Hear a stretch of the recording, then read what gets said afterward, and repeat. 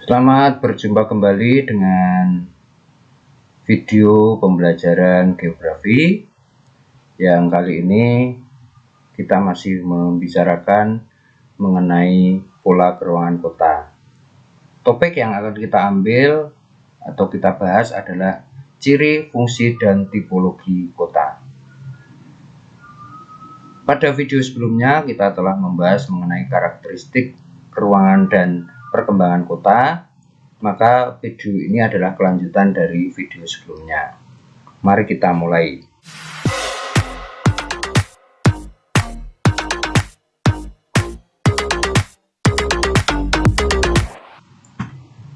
Secara fisik dan sosial, menurut Bintarto, kota ditandai oleh: pertama, tempat-tempat untuk pasar dan pertokoan.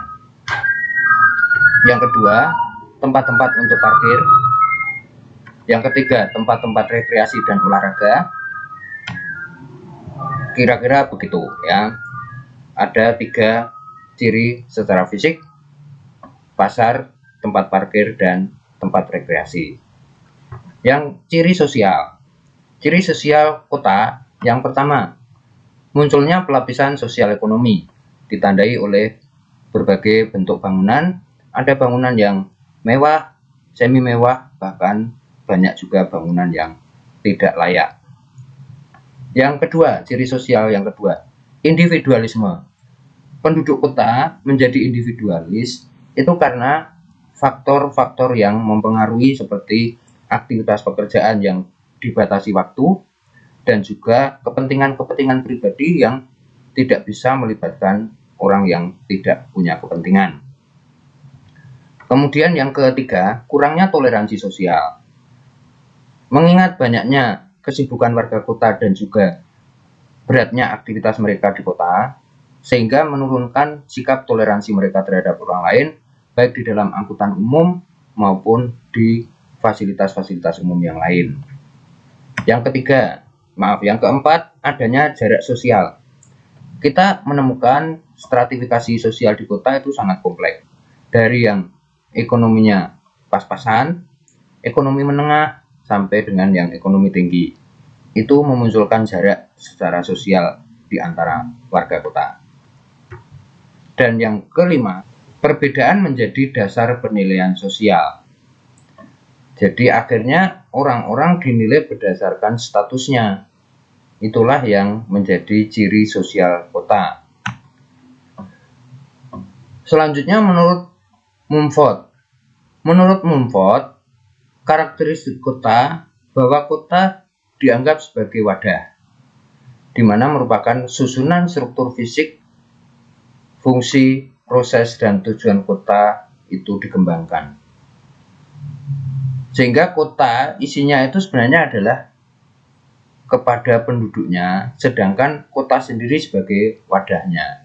Penduduk kota itu punya cara hidup, organisasi sosial, dan disposisi ya, atau beranggapan atau berkeputusan terhadap budaya yang mereka yakini gitu. Ini gambaran kota sebagai wadah. Selanjutnya yang kedua, kota sebagai magnet. Karakteristik kota menurut Mumford sebagai magnet artinya bahwa kota punya kekuatan spasial menarik orang ataupun menarik barang. Seperti gambar di sini, kota itu bisa menjadi magnet bagi orang-orang di luar kota maupun dari desa, serta menarik barang-barang yang dibutuhkan di kota. Begitu gambarannya. Yang berikutnya, fungsi kota. Ada banyak sekali fungsi kota di sini saya sebutkan sebagai pusat budaya, pusat pemerintahan, pusat perdagangan, pusat pendidikan, pusat pelayanan kesehatan, pusat produksi, pusat rekreasi, pusat pertahanan, dan pusat komunikasi. Mari kita lihat contoh-contohnya. Kota sebagai pusat budaya. Saya contohkan di sini adalah kota Kyoto di Jepang. Itu menjadi kota budaya yang dimiliki warga Jepang. Di sana banyak dibangun pura atau tempat ibadah pemeluk agama di Jepang, khususnya Buddha. dan di situ menjadi tujuan wisata bagi orang-orang dari luar negara Jepang yang berwisata ke Kyoto. Di Indonesia juga ada beberapa kota yang merupakan pusat budaya. Contohnya Yogyakarta, kemudian kota Bandung, itu juga selain pusat budaya juga pusat pendidikan. Yang berikutnya ini adalah pusat pemerintahan. Ditandai oleh adanya bangunan-bangunan kantor pemerintah yang memberikan layanan administrasi kependudukan warga di kota maupun di desa-desa sekitar. Yang ketiga, kota pusat perdagangan. Kita mengenal kota Batam adalah kota yang dibangun untuk mengimbangi kemajuan Singapura, dan kita memperoleh manfaat positif dari kemajuan Singapura dengan mendekatkan kepentingan ekonomi kita di kota Batam. Maka sekarang kota Batam bisa menjadi kota perdagangan yang cukup maju. Kemudian kota pusat pendidikan. Berdasarkan survei, ada 2 kota di dunia yang merupakan pusat pendidikan, yaitu Paris di Perancis dan Melbourne di Australia. Bagi para siswa yang ingin melanjutkan studi ke 2 kota ini, silahkan, karena mereka memiliki fasilitas pendidikan yang tentunya jauh lebih baik dibandingkan kota-kota lain. Itu berdasarkan survei. Yang berikutnya, kota sebagai pusat kesehatan. Kita semua tahu bahwa di setiap kota dibangun rumah sakit yang besar, yang dikenal sebagai rumah sakit pusat. Kalau di Jakarta ada Cipto Mangunkusumo, di Surabaya ada Dr. Sutomo, di Semarang ada Dr. Karyadi. Itu adalah rumah sakit yang sengaja dibangun untuk memenuhi kepentingan atau keperluan bagi kesehatan warga kota khususnya, dan juga warga di sekitarnya yang kebetulan atau mereka harus berobat.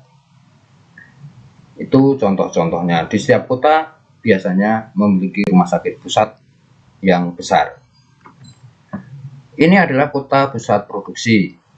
Kita kenal kota Medan, Jakarta, Surabaya, dan Makassar, yang kita kenal kawasan-kawasan industri di kota-kota ini, dan melalui produksi di setiap kota ini, kebutuhan warga negara terpenuhi, khususnya kebutuhan terhadap barang-barang industri. Yang berikutnya, kota pusat rekreasi. Ini adalah contoh bangunan yang menjadi tujuan rekreasi warga kota Jakarta. Ini adalah kota tua namanya. Nah, kota ini menjadi tempat bersantai atau berkumpul warga kota, sekedar melepaskan kelelahan mereka setelah bekerja, ataupun memanfaatkan hari libur di hari Sabtu atau Minggu untuk berekreasi.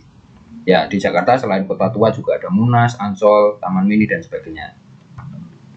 Yang berikutnya, kota pusat pertahanan. Biasanya karena kota itu merupakan tempat di mana pemimpin negara maupun pemimpin pemerintahan itu berada, maka disediakan fasilitas pertahanan yang banyak dan kuat, baik dari kepolisian, angkatan udara, angkatan darat, angkatan laut, semuanya disediakan tempatnya supaya keamanan di kota itu terjaga. Kota yang besar, khususnya Jakarta, merupakan tempat di mana para pemimpin berada, entah presiden, gubernur, para menteri, anggota DPR, dan sebagainya. Nah, itu menjadi tugas bagi pemerintah menyediakan fasilitas keamanan bagi kota tersebut. Karena pemimpin itu adalah orang yang penting. Dalam kondisi genting, misalnya terjadi peperangan, yang menjadi tujuan atau sasaran musuh itu adalah pemimpin. Maka kota yang menjadi tempat tinggal para pemimpin harus disediakan fasilitas keamanan. Maka kalau kita ingin menyebutkan contoh kota pusat pertahanan, ya kota Jakarta. Di provinsi-provinsi juga disediakan fasilitas keamanan yang cukup besar. entah di kota Bandung, Semarang, Surabaya, Medan, dan sebagainya, semua fasilitas keamanan harus lengkap. Dari unsur kepolisian, angkatan darat, udara, maupun angkatan laut. Yang berikutnya, kota pusat komunikasi. Busur-busur warna biru di sini adalah jaringan komunikasi antar tempat, ya. Misalnya kita ingin menghubungi anggota keluarga kita yang sedang berada di tempat yang berbeda. Misalnya kita di rumah, kemudian saudara kita sedang menginap di hotel, kita telepon. Contohnya misalnya dari rumahnya di mana di sini, kemudian hotelnya di sini. Setelah itu mereka bisa saling berpesan, misalnya akan berpesan makanan ke hotel yang lain, ya, misalnya di telepon ke sini dan seterusnya seperti itu. Maka kota itu sangat kompleks jaringan komunikasinya. Nah, hampir setiap kota di Indonesia yang didukung oleh fasilitas komunikasi yang canggih dengan internet dan sebagainya akan begitu mudah sekali untuk berkomunikasi sekalipun berbeda tempatnya. Ya, demikian tadi penjelasan tentang tipologi dan fungsi kota. Semoga video kali ini juga semakin memperjelas bagaimana perkembangan kota baik secara fisik, sosial, serta fungsi-fungsinya agar kita semua semakin paham. Sekian video pembelajaran ini, semoga bermanfaat dan jangan lupa terus ikuti video-video yang saya upload melalui channel ini. Sekian dan terima kasih.